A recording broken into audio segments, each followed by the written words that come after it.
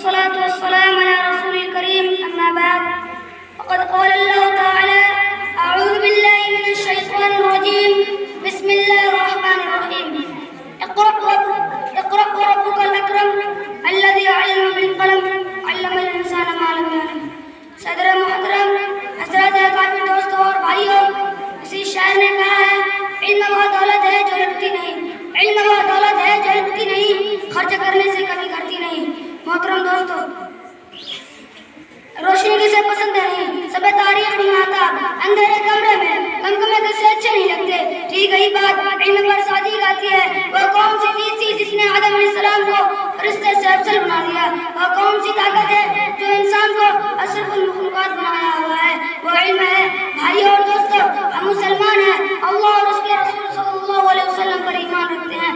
واقعہ یہ ہے کہ اگر ہم علم نہیں رکھتے تو ہم مسلمان ہو نہیں سکتے.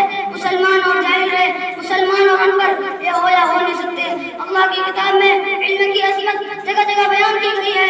ارشاد باری تعالیٰ ہے قل هل يستوي الذين يعلمون والذين لا يعلمون انما يتذكر اولو الالباب. اس آیت کا ترجمہ یہ ہے، کہہ دیجئے اہل علم اور نہ جاننے والا برابر ہو سکتے ہیں، عقل مند یہ نصیحت پکڑتا ہے. محترم دوستو، علم سے مراد کیا ہے؟ کیا دنیاوی علم یا اخروی علم؟ علم کوئی بھی ہو انسان کو عزت دیتا ہے. انسان علم ہی سے کمال پاتا ہے. فوج، لا لشکر، مال و دولت ایسے واقعات